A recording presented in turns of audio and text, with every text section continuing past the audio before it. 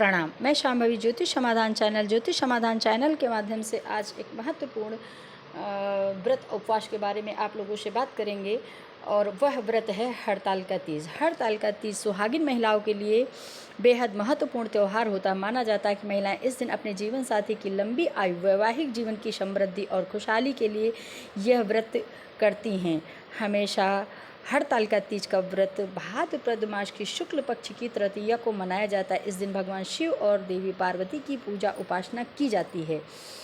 यह व्रत निसंदेह अखंड सौभाग्य की प्राप्ति के लिए सुहागिन महिलाएं करती हैं। हर वर्ष भाद्रपद मास की शुक्ल पक्ष की तृतीया को इस दिन भगवान शिव माता पार्वती की विधिवत पूजा करके की जाती है। धार्मिक मान्यता है कि इस व्रत को पूरे नियमों के साथ निर्जला रहकर करने से सुख समृद्धि, संतान प्राप्ति और दाम्पत्य जीवन में सुख शांति का आशीर्वाद मिलता है। वहीं अविवाहित कन्याएं भी मनचाहा जीवन साथी पाने की कामना से यह व्रत करती हैं। जिस समय यह व्रत स्त्रियां करती हैं उस समय जब वो श्रृंगार करती हैं, पूरे लाल कपड़े, लाल बिंदी, लाल चूड़ियाँ जब पूरा श्रृंगार करती हैं, व्रत रखकर भी उनके अंदर एक इतना तेज आ जाता है, उनके अंदर इतना सौंदर्य, इतना तेज आता है। व्रत रखने के बाद भी जब वो सारा सुहागन का सामान पहनती हैं तो उस समय उनके अंदर एक ज़बरदस्त तेज आता है, एक ज़बरदस्त सतीत्व दिखता है और ख़ुद को इतना शक्तिशाली महसूस करती हैं कि व्रत रहने के बाद भी उन्हें यह नहीं महसूस होता है कि हम आज व्रत हैं। तो यह बहुत महत्वपूर्ण व्रत है और स्त्रियों के लिए जो स्त्रियां हैं, सुहागन स्त्रियां हैं, वह जब संपूर्ण श्रृंगार करके खड़ी होती हैं तो उनमें एक अनुपम तेज और ज़बरदस्त सौंदर्य नज़र आता है इतना व्रत रहने के बाद। तो एक ये बेहद बहुत ही शुभ और श्रद्धा के साथ रहने वाला त्यौहार है। निसंदेह इस त्यौहार के इस हड़ताल का तीज के व्रत रहने पर स्त्रियों को संपूर्ण सुख सुविधाएं प्राप्त होती हैं। जीवन में उनके पति की लंबी आयु, संतान प्राप्ति और दाम्पत्य जीवन में सुख शांति का आशीर्वाद माता पार्वती से अवश्य मिलता है। अविवाहित कन्याएं भी अगर ये व्रत रहती हैं तो उनके जीवन साथी उनके अनुसार मिलता है और उनके जीवन में उनकी हर इच्छा, हर कामना पूर्ण होती हैं। तो अगर देखा जाए कि तो यह हड़ताल का तीज व्रत है कब? हिंदू पंचांग के अनुसार भाद्रपद मास के शुक्ल पक्ष की तृतीया तिथि 25 अगस्त को दोपहर में 12:35 से शुरू होगी, जो 26 अगस्त को दोपहर में 1:55 तक समाप्त होगी। ऐसे में उदया तिथि के हिसाब से हड़ताल का तीज का व्रत 26 अगस्त 2025 मंगलवार को रखा जाएगा। हड़ताल का तीज के दिन महिलाएं सूर्योदय से पहले उठकर स्नान करके स्वयं को शुद्ध करती हैं। उसके बाद हाथों में फूल और अक्षत लेकर उमा महेश्वर सायुज्य सिद्धे हरतालिका व्रत महम करिष्ये, हाथों में फूल और अक्षत लेकर उमा महेश्वर सायुज्य सिद्धे हरतालिका व्रत महम करिष्ये मंत्र के उच्चारण के साथ व्रत का सुबह सुबह संकल्प लिया जाता है और भगवान शिव व माता पार्वती की विधिवत पूजा की जाती है।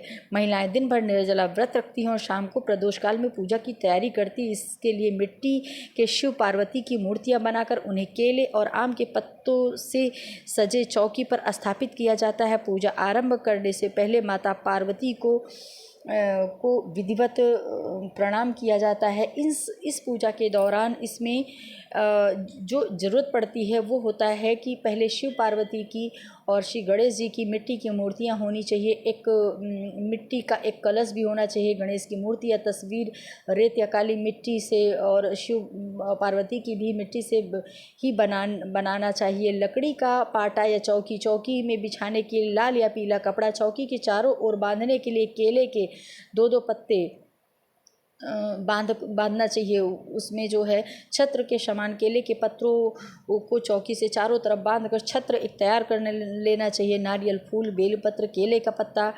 नारियल होना चाहिए, फूल होना चाहिए, बेलपत्र, केले का पत्ता, शमी पत्र, धतूरा, फल धतूरा के फूल, कलावा, अबीर, सफ़ेद चंदन, कुमकुम, आग के फूल, एक जोड़ी जनेऊ, फल, गाय की घी, सरसों तेल, कपूर, धूप, घी, दीपक, पंचामृत, मिठाई, तांबे या पीतल के लोटे में जल, 16 श्रृंगार, चुनरी, काजल, मेहंदी, चूड़ी, सिंदूर, बिंदी, बिछिया, महावर, कंघी, सीसा आदि माँ पार्वती को चढ़ाने के लिए नई साड़ी और इसके साथ में अगर हो सके तो बिछिया, ये एक आपको जो बांस की टोकरी होती है उसी में सारी सामान इकट्ठा कर लेनी चाहिए। साथ में आप फल रखिए, एक नारियल, सूखा नारियल भी रखा जाता है। इसके बाद श्रद्धा के हिसाब से जो आप और कर सकती हैं वो कर लीजिए। उसके पूजा आरंभ करते समय माता पार्वती को ओम उमाय पार्वत्ये जगद्धात्रे जगत प्रतिष्ठाय शांति रूपिणे शिवाय ब्रह्म रूपिणे नमः मंत्र जप के साथ स्थापित किया जाता है। और तत्पश्चात शिव जी को ओम हराय महेश्वराय संभवे शूलपाणे पिनाक वृषे शिवाय पशुपतये महादेवाय नमः मंत्र जप कर विराजमान किया जाता है। फिर हाथ में आचमन या पूजा शुरू होती है, जिससे माता पार्वती को फूलमाला सिंदूर कुमकुम और 16 श्रृंगार अर्पित किए जाते हैं। वहीं भगवान शिव को बेलपत्र, सफ़ेद चंदन, धतूरा, आग का फूल, वस्त्र, सफ़ेद वस्त्र और मालाएं अर्पित की जाती हैं। इसके बाद भोग लगाया जाता है। घी का दीपक और धूप जलाकर शिव पार्वती मंत्र, चालीसा और हरतालिका व्रत की कथा का पाठ अवश्य करना चाहिए। साथ में पाठ के बाद फिर आरती की जाती है। पूजा के अंत में माता पार्वती को सिंदूर अर्पित किया जाता है, जिसे महिलाएं अपने मांग में भी भरती हैं और पैर में महावर भी लगाती हैं। रात भर जागरण करके उत्सव मनाती हैं। भजन कीर्तन गीत अगले सब रात्रि जागरण किया जाता है। बिना जागरण के यह व्रत पूर्ण नहीं होता है। इसके साथ में महिलाएं जागरण करने के बाद अगले दिन सुबह पूजा पाठ कर व्रत का पारण किया जाता है। शिव पार्वती की मूर्तियों का जल में विसर्जन होता है। शिव पार्वती का जल में विसर्जन किया जाता है। दूसरे दिन सूर्योदय के बाद पारण करने के पहले इसमें एक चीज़ और जोड़नी है कि जब आप सारे श्रृंगार की सामान इकट्ठा करती हैं तो उस समय बहुत सारी महिलाएं आटा से या मैदा से गहने बनाती हैं। बिछिया, पायल, हार और ये वो सब सारे गहने आटा को बना करके उसका और गहनों का स्वरूप बना करके माता पार्वती को चढ़ाती हैं। इसके साथ में सारी सामान जो भी चढ़ाती हैं वो बांस की टोकरी में ही चढ़ाना चाहिए।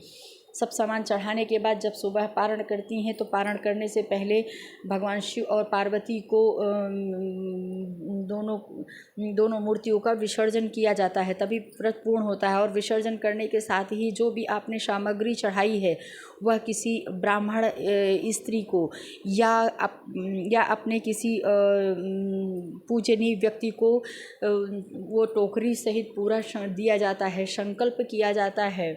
संकल्प करने के बाद उनका आशीर्वाद लिया जाता है। यदि हो सके तो आप उस दिन उनको भोजन भी करा सकती हैं। उनको भोजन करा करके संतुष्ट कीजिए। किसी ब्राह्मणी को किसी जो पूजनीय महिला हो उसको कराने के बाद फिर उसका आशीर्वाद लेकर के तब आप व्रत तोड़ सकती हैं। व्रत तोड़ सकती हैं। यह एक ऐसा व्रत है जो हर स्त्री रह सकती है और बहुत ही श्रद्धा शक्ति के साथ इस व्रत को धारण किया जाता है। इसके धारण करने के बाद आपके शरीर में आपकी आत्मा में एक अलग ही तेज उभरता है। जब आप पूरे श्रृंगार के साथ पूरी श्रृंगार सामग्री भगवान को चढ़ाती, शिव पार्वती पहले गणेश की पूजा करके शिव पार्वती को चढ़ाती है और उसके बाद खुद अपना पूरी तरह से श्रृंगार करके जब बैठती हैं तो आपके अंदर एक तेज, एक सौभाग्य की अलग ही प्राप्ति होती है। उस समय हमारे शरीर में वो तेज, वो सौंदर्य, वो एक ईश्वर की कृपा दिखती है कि पूछिए मत। उस समय स्त्रियां अपने आप को संपूर्ण सुख प्राप्त महसूस करती हैं अपने जीवन का। इस तरह इनकी पूजा की जाती है। और हो सके तो अगर आप कथा नहीं पढ़ सकती हैं तो किसी पंडित को बुला लीजिए या स्वयं पढ़ लीजिए। भगवान की स्तुति, भगवान का चालीसा, भगवान की पूजा की जाती है। हरतालिका व्रत की कथा भी होती, कथा भी पढ़ना चाहिए। और कथा पढ़ने के बाद फिर जो है भगवान को संपूर्ण वो करके जो है आचमन करके आरती और दीपक जला करके उनको प्रणाम करके उनका आशीर्वाद लेने के बाद फिर किसी ब्राह्मण और स्त्री को खिलाने के बाद उन भगवान का विसर्जन कर देना चाहिए। उसके बाद पकवान बना करके हो सके तो दान करना चाहिए। ये पूरी आपकी पूजा पूर्ण हुई।